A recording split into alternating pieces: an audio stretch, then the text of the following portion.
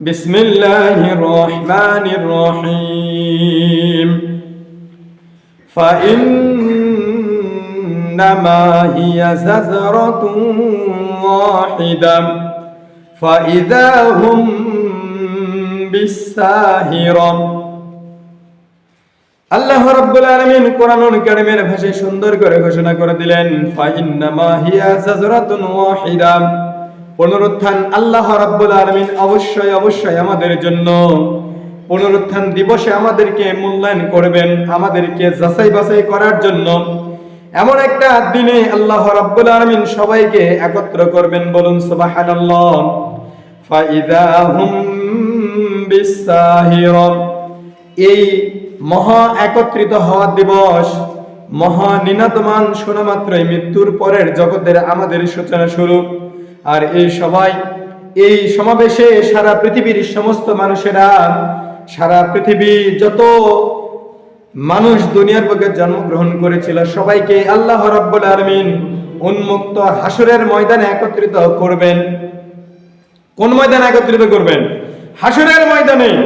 আমরা যেমন ভাবে দুনিয়ার বুকে জন্মগ্রহণ করেছিলাম, শরীরে কোনো পোশাক ছিল না, আবার মৃত্যুবরণ করার পরে আমরা সেভাবেই চলে যাব এবং কবর জগতে গিয়ে আমাদের কাফনের কাপড়গুলো নষ্ট হয়ে যাবে। আল্লাহ রাব্বুল আলামিন কুন ফায়াকুন বলার মাধ্যমে আমাদেরকে আবার হিসাব নিকাশ গ্রহণ করার জন্য অবশ্যই হাসরের ময়দানে একত্রিত করবেন। আর এই সময় আল্লাহ রাব্বুল আলামিন আমাদের হিসাব নিকাশ গ্রহণ করবেন। বলুন আল্লাহু আকবার।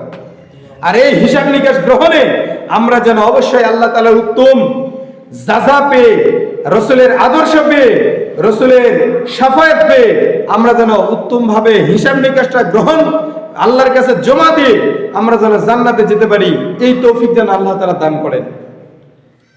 আল্লাহ তাআলা বলেন হাল আতাকা হাদিসু মূসা। আল্লাহর নবী হযরত মুহাম্মদ মুস্তাফা সাল্লাল্লাহু আলাইহি সাল্লাম সুন্দর করে রাসূলকে ঘোষণা করে দিচ্ছেন, হে নবী আপনার কাছে কি মুসা আলাইহিস সালামের ঘটনা পৌঁছায় নাই? কার ঘটনা? মুসা আলাইহিস সালামের ঘটনা।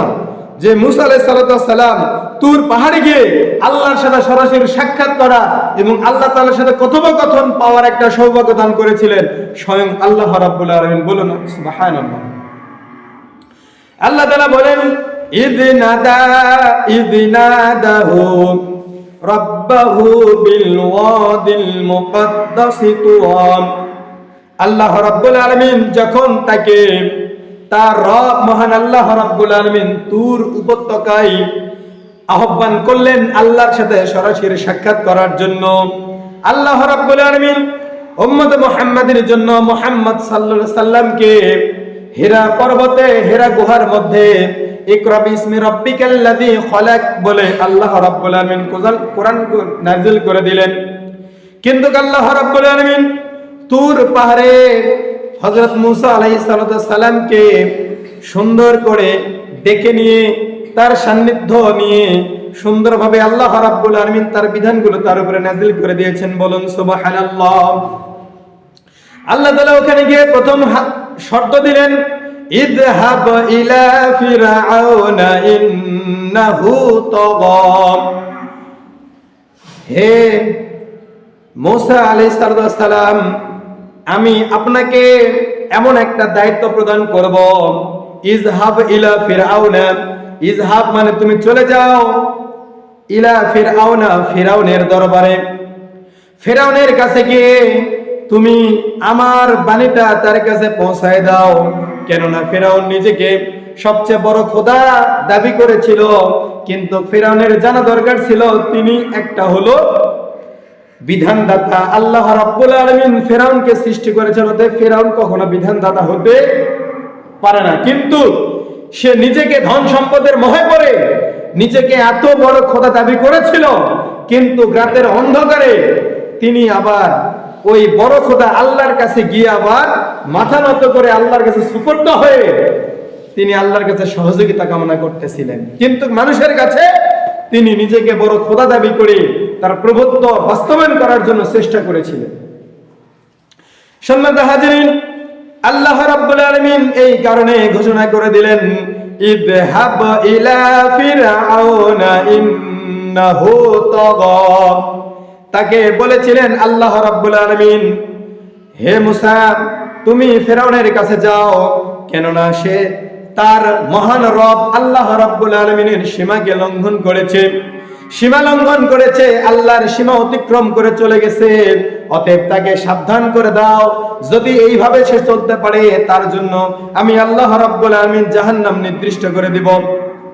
তাহলে ফিরআউনকেও সতর্ক করে দেওয়া হয়েছিল, তারপরেও ফিরআউন শোনে নাই। সে নিজেকে বড় খোদা দাবি করে মনে করেছিল আমি দুনিয়াতে এসেছি আর দুনিয়া থেকে কোথাও চলে যাব না, কিন্তু এটা আল্লাহ তাআলা বরদাস্ত করেন নাই। আল্লাহ রাব্বুল আলামিন বলেন, ফাকাদ হাল্লাকা ইলা আন তাযাক্কা। যখন ফিরআউনের কাছে গিয়ে মুসা আলাইহিস সালাম সুন্দর করে কথাগুলো বললেন, কিন্তু একটা এখানে দুর্বলতা ছিল। তার কাছে যখন তিনি উপস্থিত হয়ে বললেন, আল্লাহর বিধান অনুসারে তুমি কি পরিশুদ্ধ নিয়ত গ্রহণ করতে কি আগ্রহী কিনা? ফিরআউনকে মুসা আলাইহিস সালাম গিয়ে তারা সরাসরি দাওয়াত দিচ্ছেন যে, হে মুসা তুমি নিজেকে বড় প্রভু দাবি করেছো, কিন্তু এটা তুমি মনে রাখো যে তোমার উপরে একজন বিধানদাতা আছে আল্লাহ রাব্বুল আলামিন, তার বিধান অনুসারে তুমি কি নিজেকে পরিশুদ্ধ করতে চাও? তুমি কি নিজেকে পরিশুদ্ধ করে নিতে চাও? এটা তিনি প্রশ্ন করলেন। আল্লাহ রাব্বুল আলামিন পরবর্তী আয়াতে ঘোষণা করে দিলেন, ওয়া আহদিয়াকা ইলা রাব্বিকা ফাতাখশা। আমি তোমাকে তোমার রব মহান আল্লাহ তাআলার দিকে পৌঁছার অভ্রান্ত পথ দেখিয়ে দিচ্ছি, যেন তুমি এই পথ অবলম্বন যদি করতে পারো, অবশ্যই ওই প্রভুকে তুমি ভয় করো, তাহলে অবশ্যই তুমি যদি প্রভুকে ভয় করে দুনিয়ার বুকে জীবন যাপন করতে পারো, অবশ্যই আমি সুপারিশ করে তোমাকে শান্ত পথে, সরল পথে, সহজ সরল পথে আমি তোমাকে পরিচালিত করার জন্য আহ্বান করতে পারবো। এটা মুসা আলাইহিস সালাম এবং ফিরআউনের সাথে কথোপকথন হচ্ছিলেন। আল্লাহ তাআলার কাছে পছন্দজননীয় হওয়ার কারণে আল্লাহ রাব্বুল আলামিন এইটা আবার কোরআনুল কারীমের ভিতরে নোট করে দিয়েছেন যে এই কোরআনুল কারীম যতদিন থাকবে কিয়ামত পর্যন্ত যদি কোনো বান্দা নিজেকে ফিরআউনের পথ অনুকরণ করতে চায়, তাহলে ওই ব্যক্তির পরিণতি কি হবে এই ফিরআউনের জীবন থেকে তোমরা শিক্ষা গ্রহণ করো। এটা মুসলমানদের জন্য একটা উপমা। আল্লাহ রাব্বুল আলামিন বলেন, ফাআরাহুল আয়াতাল কুবরা। এরপর মুসা আলাইহিস সালাম তাকে আল্লাহ তাআলার পক্ষ থেকে মহা নিদর্শন হিসাবে মুসা আলাইহিস সালামের মুজিজাগুলো তার সামনে প্রদর্শন করালেন। বলুন সুবহানাল্লাহ। তাহলে তিনি যে তাকে আহ্বান করবেন, তিনি যে প্রশ্নগুলো করবেন এর উত্তর দেওয়ার মতো যোগ্যতা মুসা আলাইহিস সালামের যদি না থাকতো, বলেন তো ফিরআউন তাকে পরাজিত করতো না? কিন্তু আল্লাহ রাব্বুল আলামিন মুসা আলাইহিস সালামকে এমন কিছু মুজিজা দান করেছিলেন যার কারণে মুসা আলাইহিস সালাম তার কাছে গিয়ে আল্লাহ তাআলার নিদর্শনগুলো সুন্দরভাবে উপস্থাপন করার জন্য সৌভাগ্য পেয়েছিলেন। আর এখানে আল্লাহ রাব্বুল আলামিন সরাসরি তাকে সহযোগিতা করেছিলেন। বলুন সুবহানাল্লাহ। ফাকাযযাবা ওয়া আসা।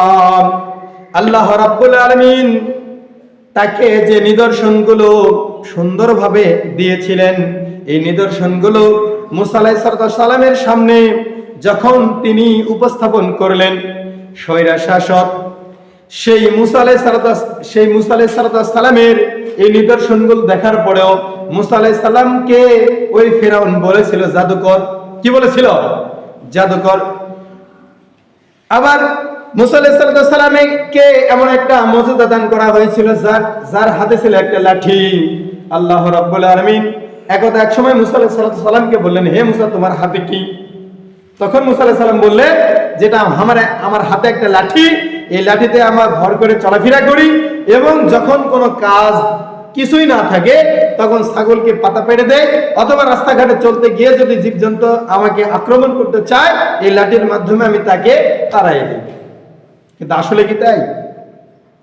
তখন আল্লাহ রাব্বুল আলামিন বললেন, না, এই লাঠি তুমি লাঠি হিসেবে ব্যবহার করতে পারো, কিন্তু লাঠির ভিতরে আমি এমন একটা ক্ষমতা দান করেছি, তুমি যদি লাঠিটা এই জমিনে ছেড়ে দাও তাহলে এই লাঠিটা একটা বড় একটা পৃথিবীর মধ্যে সবচেয়ে বড় একটা সাপ, এই সাপে পরিণত হয়ে যাবে।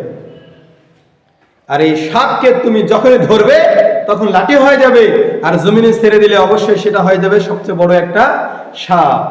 বলুন সুবহানাল্লাহ।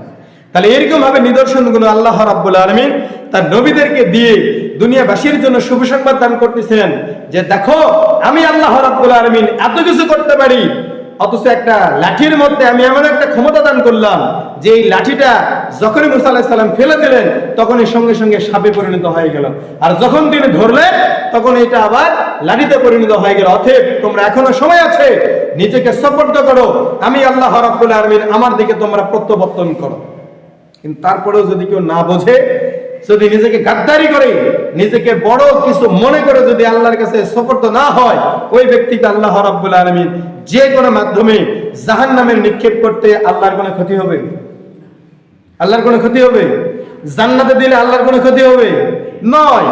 দুনিয়াতে আমরা যদি ভালো কাজ করি আমাদের জন্য জান্নাত আল্লাহ তাআলা কোনো ক্ষতি নাই, কোনো লাভ নাই, বরঞ্চ ক্ষতি হবে আমাদের, লাভ হবে আমাদের। জান্নাতে গেলে আমাদের লাভ, আর জাহান্নামে গেলে আমাদেরই ক্ষতি। কারণ দুনিয়াটা আর দুনিয়া মাজরাতুল আখিরা, দুনিয়াটা হলো আখিরাতের ক্ষেতশুরু। এখানে আমরা যেমন আমল করব তেমন আমল আমরা সেখানে বসে বসে পাবো। সম্মানিত ভাইরা আমার, আল্লাহ রাব্বুল আলামিন সুন্দর করে ঘোষণা করে দিলেন সুম্মা আতবারা ইয়াসআ, অতঃপর মুসার বিরুদ্ধে সে সত্যের বিপরীত পথ প্রদর্শন করলো। এত কিছু করার পরেও মুসা আলাইহিস সালামকে সে কখনো ছাড় দিল না। আল্লাহ তাআলা বলেন ফাহাশারা ফানাদা, এবং শুধু তাই নয়, সে নিজে এবং তার দেশবাসী, তার শাসনতন্ত্র, প্রজাতন্ত্র সমস্তগুলো একত্রিত করলো মুসার বিরুদ্ধে ষড়যন্ত্র লেগে গেল।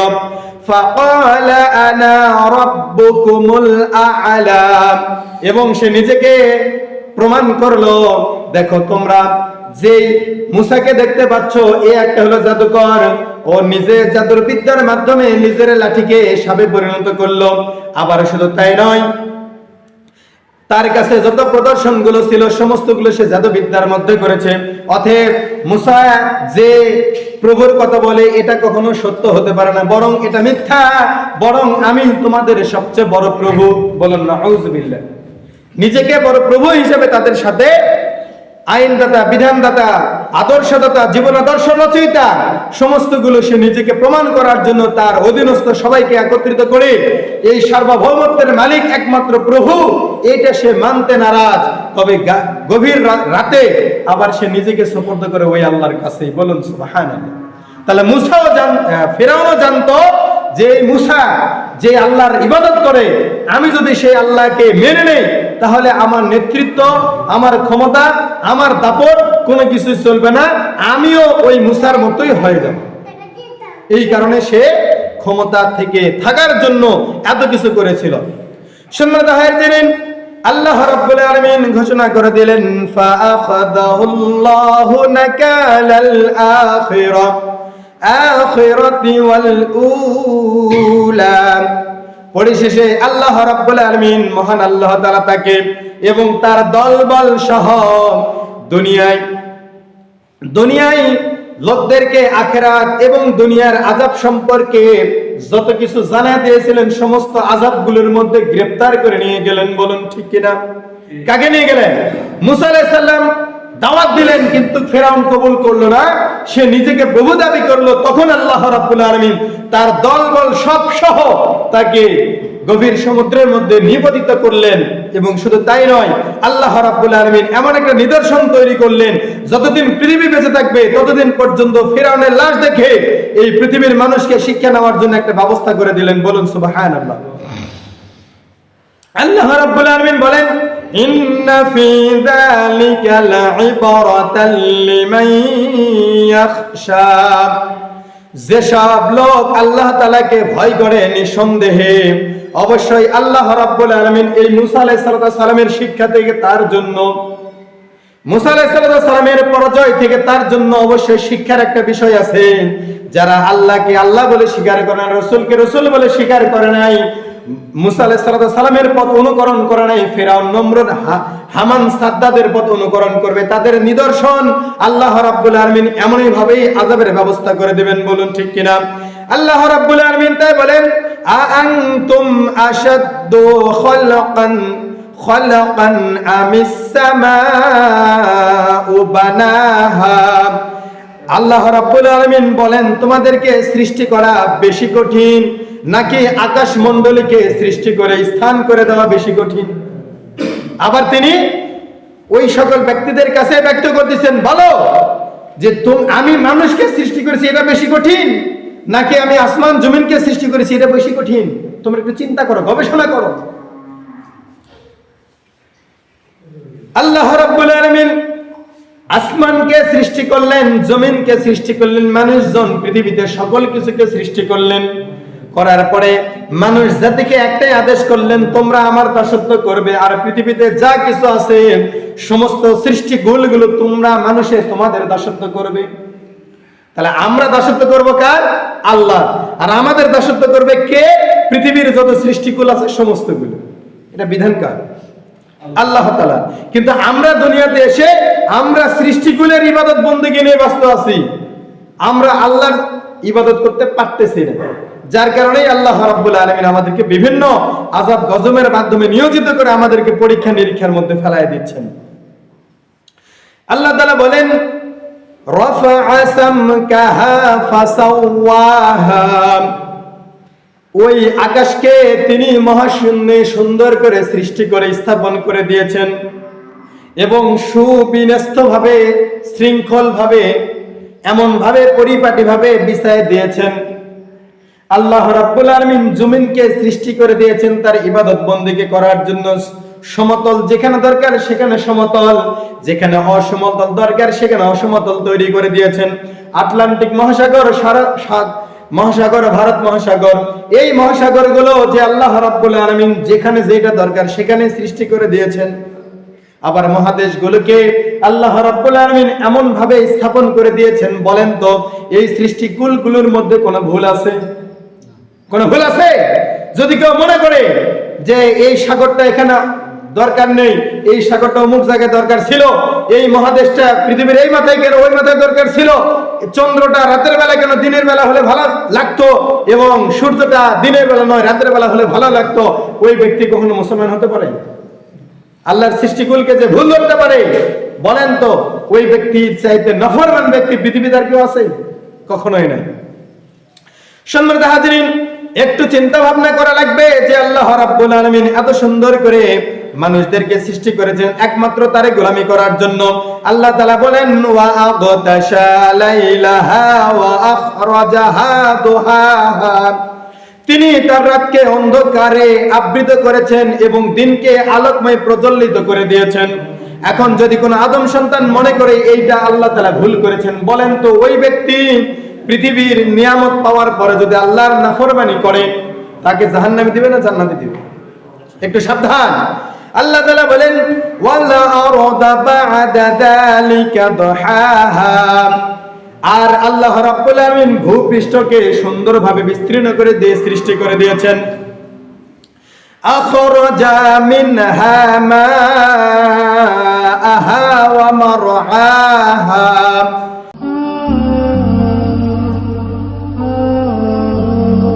Al Iqra TV